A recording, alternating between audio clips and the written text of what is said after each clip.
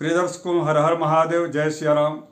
वार्षिक राशिफल 2026 के इस क्रम में आज हम चर्चा करेंगे कर्क राशि के लिए साल 2026 कैसा रहने वाला है और साल 2026 में आपको कौन सी सावधानियां बरतनी चाहिए और किस तरह से आपको पूजा पाठ, यज्ञ, तप, जप, हवन, जो भी शास्त्रोचित जो उपाय है वह कैसे करना चाहिए, क्या करना चाहिए, इसको हम विस्तार देंगे आज। लेकिन आगे बढ़ूं इसके पहले एक छोटा सा मेरा आग्रह है कि यदि आप नए दर्शक हों तो इस चैनल को सब्सक्राइब जरूर कर लीजिएगा और इस वीडियो को आपके अपनों तक पहुंचने के लिए शेयर जरूर कर दीजिएगा। दर्शकों, कर्क राशि चूंकि यह जल तत्व की राशि है, कर्क राशि दो ग्रहों से अत्यधिक प्रभावित राशि है। चूंकि कर्क राशि के जो स्वामी हैं वो चंद्र हैं और यहाँ पर देवगुरु जो बृहस्पति है वह उच्च के होते हैं। दोनों की ये फेवरेट राशि है और इस राशि में जन्म लेने वाले जो व्यक्ति होते हैं बड़े धीर, गंभीर और सहज भाव से अपने समस्त कार्यों को संचालित व संपादित करने वाले होते हैं।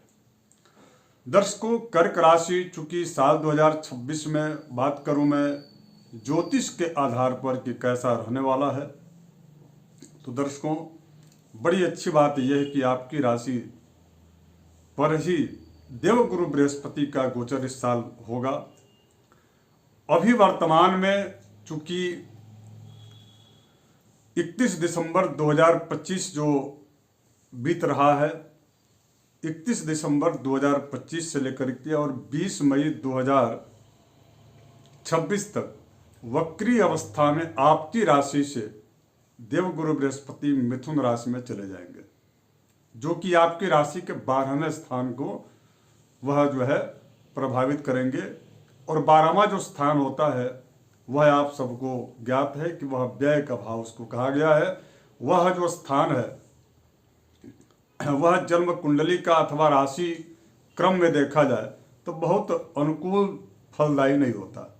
इसलिए आपको वर्ष की शुरुआत में थोड़ी सी आर्थिक आपको मई तक दिक्कतें रहेंगी, इसलिए अत्यधिक निवेश न करें इस दौरान, या अधिक जो है कर्ज अथवा ऋण लेने के लिए प्रयास न करें, क्योंकि हो सकता है कि आपको मानसिक क्लेश ये दे सके। किंतु इसके अतिरिक्त मैं देखूं तो व्यवसाय के माध्यम से अथवा आपके द्वारा जितने भी संचालित जो फर्म है, कार्य क्षेत्र है, नौकरी जहां पर आप करते हैं उस क्षेत्र में चतुर्दिक अर्थात चारों तरफ चहुं ओर देवगुरु बृहस्पति आपको मान, सम्मान, प्रतिष्ठा और इसके साथ साथ में जो पूर्व अर्जित जो आपका जो धन है उस धन में कई गुणित जो है अधिक फलप्रद, सिद्धिप्रद स्थितियां आपको देने वाले यह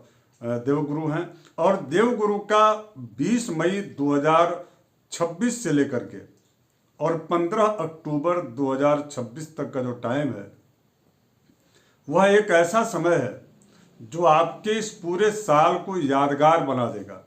अर्थात आपकी ही राशि पर देवगुरु बृहस्पति अपनी उच्च की स्थिति में, अपने उच्च की अवस्था में, बेहतरीन स्थिति में, यूं मैं कहूं कि वास्तविक में अत्यंत जो है स्वर्णमयी अर्थात गोल्डन चांस को देने वाला यह समय आपके लिए अनुकूलताप्रद रहेगा। पुनः आप याद कर लीजिए, 20 मई 2026 से 15 अक्टूबर 2026 के बीच, क्योंकि उस समय देवगुरु बृहस्पति आपकी ही राशि यानी कि कर्क राशि में ही गोचर करते रहेंगे। तो ये बड़ा अनुकूल स्थिति है। इसके बाद यह जो देवगुरु बृहस्पति है यह आपके दूसरे स्थान यानी कि धन स्थान में इनका 15 अक्टूबर के बाद गमन होगा, अर्थात वहां जाएंगे और वो आपका चूंकि धन स्थान होगा और देवगुरु बृहस्पति धन स्थान के प्रबल कारक माने गए हैं, इसलिए मैं ये कह सकता हूं कि कर्क राशि वालों के लिए यह साल अत्यंत शुभ स्थिति वाला होगा, सिद्धिप्रद होगा। कोई भी कार्य यदि आप प्रारंभ करते हैं तो उसके लिए यह अनुकूल समय, अनुकूल साल होगा। केवल मात्र आपको ध्यान ये रखना है कि मई के यदि बात शुरू करते हैं तो उसमें अधिक आपको सफलता प्राप्त होगी। व्यापार के दृष्टिकोण से देखा जाए तो व्यापार आपका बढ़ेगा। केवल मात्र इसमें एक चीज का आप ध्यान जरूर रखिएगा कि अपने जो आपके जो व्यापार हैं अथवा आपके जो कार्य हैं उसमें किसी तीसरे व्यक्ति को आप इन्वॉल्व मत कीजिएगा। देवगुरु बृहस्पति ये चाहते हैं कि जो उनका वैयक्तिक अर्थात उनकी जो एक विशिष्टता है, उनके कार्य करने की जो शैली है, उसमें किसी तीसरे थर्ड पर्सन को स्वीकार नहीं करते। अब आप कहेंगे कि सेकंड पर्सन की बात न करके आपने थर्ड पर्सन की बात की, तो सेकंड पर्सन मैंने इसलिए नहीं कहा क्योंकि सेकंड जो पर्सन होता है वो आपका अपने परिवार के लोग होते हैं। यदि आप उनके साथ जुड़ करके कोई व्यवसाय, व्यापार, बिजनेस कर रहे हैं तो उसमें आपको ये देवगुरु बृहस्पति डिस्टर्ब नहीं करेंगे। किंतु आपके परिवार के बाहर का यदि कोई व्यक्ति आपके साथ व्यापार करने के लिए आपको यदि कह रहा है तो उसको आप इन्वॉल्व न करें। देवगुरु बृहस्पति आपको अत्यधिक जो है शुभ स्थिति, यानी कि ये पूरे साल आपको कई मायनों में अत्यंत जो है समृद्धि प्रदान करेंगे, धन, यश, मान, कीर्ति, प्रतिष्ठा प्रदान करेंगे। राजनीतिक यदि मैं क्षेत्र की बात कहूं तो ऐसे लोगों को अत्यधिक जो है उनके अपनों का साथ मिलता है और वरिष्ठ जनों का कि सजेशन से इनको राजनीतिक क्षेत्र में एक अच्छा और अहम उत्तम पद की प्राप्ति होती है। यदि मैं बात कहूं कि यह नौकरी के क्षेत्र में, तो नौकरी के क्षेत्र में आपके मान सम्मान की, प्रतिष्ठा की वृद्धि होती है और इसके साथ साथ में अन्य कई तरह के, यदि आपके प्रमोशन पहले से लंबित है तो उसमें प्रमोशन की स्थिति होगी। मन चाहे स्थान पर यदि आप जाना चाहते हैं, स्थानांतरण के लिए आपने प्रयास किया है तो वह प्रयास आपका 20 मई 2026 के बाद आपके अनुकूलताप्रद स्थान अथवा स्थिति परिस्थितियों में आपको नौकरी करने का शुभ अवसर यह देवगुरु बृहस्पति आपको दे रहे हैं। अब इसमें विशेष तौर पर मैं एक बात कहूं कि जिनके घर में मांगलिक कार्य अर्थात वैवाहिक जो है, चाहे वह अपने बच्चों के विवाह को लेकर के आप यदि चिंतित हों या आप स्वयं का आपका विवाह यदि अभी नहीं हुआ उसके लिए आप जो है प्रयासरत हैं अथवा उसकी यदि आपकी इच्छा है, तो निश्चित रूप से ये जो साल है जिनकी कर्क राशि है, ऐसे जातकों को जो अविवाहित हैं उनके वैवाहिक जीवन की शुरुआत का एक अच्छा अवसर प्रदान देवगुरु कर रहे हैं। यदि आप अपने बच्चों के वैवाहिक जीवन की शुरुआत अथवा उनके लिए प्रयासरत हैं तो उसके लिए भी सफलताप्रद है। कुल मिलाकर के घर में मांगलिक कार्य का अवसर भी यह देवगुरु बृहस्पति आपको दे रहे हैं।